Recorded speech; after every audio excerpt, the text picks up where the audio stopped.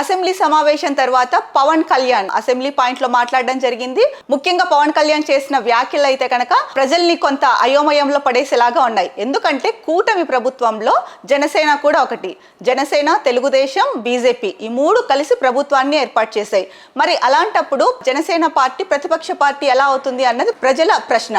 ముఖ్యంగా చూసుకుంటే కనుక ఎందుకు ఈ మాట ఇప్పుడు మనం మాట్లాడుతున్నాము అంటే, పవన్ కళ్యాణ్ మాట్లాడుతూ ఒక మాట చెప్పారు. ఏంటంటే వైసీపీకి ప్రధాన ప్రతిపక్ష హోదా ఇవ్వడం కుదరదు, ఈ 5 ఏళ్లలో ఫిక్స్ అయిపోండి అన్నారు. అలాగే అతి పెద్ద పార్టీ అంటే సెకండ్ ప్లేస్ లో ఏ పార్టీ అయితే కనుక ఉంటుందో వాళ్ళకే ప్రతిపక్ష హోదా వస్తుంది. అలా చూసుకుంటే కనుక జనసేనకి ఎక్కువ సీట్లు వచ్చాయి, 2వ స్థానంలో ఉంది. కాబట్టి జనసేనకి ప్రతిపక్ష హోదా దక్కుతుంది. మేముండంగా వైసీపీకి ఎలా వెళ్తుంది అన్నట్టు కొంత విచిత్ర వ్యాఖ్యలు అయితే కనుక చేశారు. ఈ వ్యాఖ్యలు కొంత విచిత్రంగా అనిపించాయి పవన్ కళ్యాణ్ అలా మాట్లాడడము.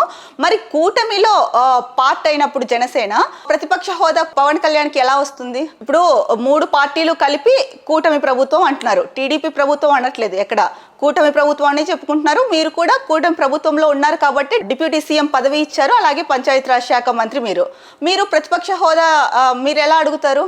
ఇది అంటే ప్రజలకు వచ్చిన సందేహం. ఇప్పుడు ప్రతిపక్ష హోదా అన్నప్పుడు మీరు డిప్యూటీ సీఎం అవ్వలేరు, పంచాయతీరాజ్ శాఖ మంత్రి అవ్వలేరు. అలాంటప్పుడు మీకు ప్రతిపక్ష హోదా ఎలా వస్తుంది? ఇదే ప్రజల్ని అయోమయానికి గురి చేస్తోంది. కూటమి ప్రభుత్వంలో పవన్ కళ్యాణ్ అంటే జనసేన పార్టీ ఉంది. జనసేన పార్టీ ఉన్నప్పుడు ప్రతిపక్ష హోదా అంటే 2వ స్థానంలో ఉన్నది మేం కదా, ఇస్తే 2వ స్థానంలో ఉన్న వాళ్ళకే ప్రతిపక్ష హోదా వస్తుందని పవన్ కళ్యాణ్ ఏంటి ఇంత విచిత్రంగా మాట్లాడుతున్నారు అని చెప్పేసి ప్రజల్లో అయితే కనుక కొంత అయోమయం ఉంది.